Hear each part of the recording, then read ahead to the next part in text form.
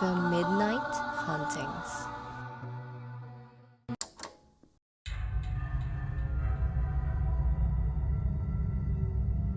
My name is Shane and I am transferring to the city for a new job I got as a photographer. The company that hired me offered an allowance for relocation, so I decided to make good use of it and booked an apartment. I was busy with other things that I decided not to visit the apartment I will be renting before moving in. If I had, maybe I would have noticed the hole in my wall.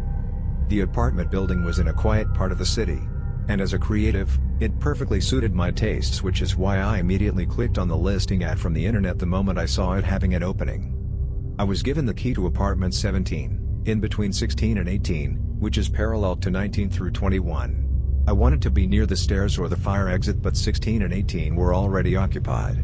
I met the landlord, who simply gave me the usual house rules such as no pets, no loud noises, etc. The woman next door, Mrs. Miller from apartment 18, was kind enough to bring casseroles. She told me she was happy to have a next-door neighbor after years. I was a little confused by what she meant. "Oh, honey," Mrs. Miller said sadly, "the last family who stayed there had a tragedy." She looks around as if someone might hear us.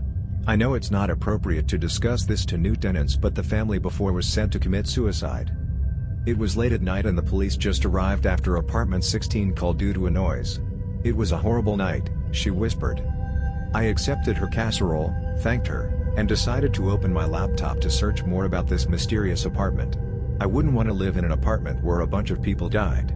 I found out that a family of 5 used to live in this apartment and the children died by drowning while the parents died by hanging. All of this happened 3 years ago. I closed my laptop and decided to sleep my curiosity off for the night.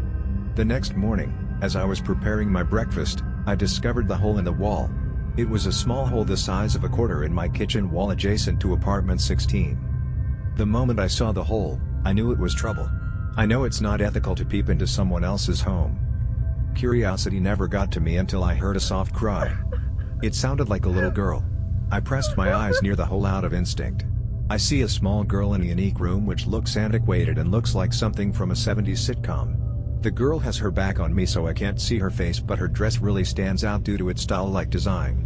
I stepped back with chills tingling all over my body. Everything about this is wrong.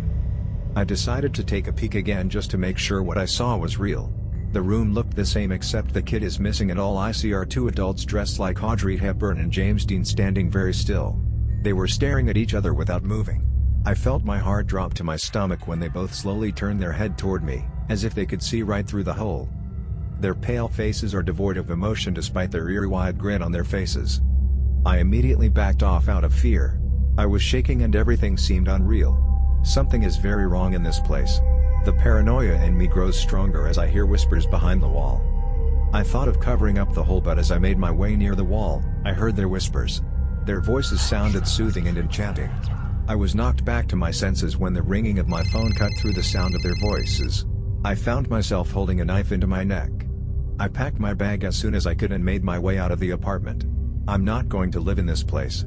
As I dragged my luggage across the hallway, I heard the door of apartment 16 slowly open. I froze on my steps and decided to turn slowly. The door opened and I was greeted by a perplexing sight. 2 elderly people came out of apartment 16. They introduced themselves as Mr. and Mrs. Choi, and they asked me where I was going in such a hurry. I just told them there's been a mistake and they should tell the landlord I apologize for such short notice. It's been a week already and I've found a smaller and noisier apartment in the crowded part of the city. But I'm not complaining.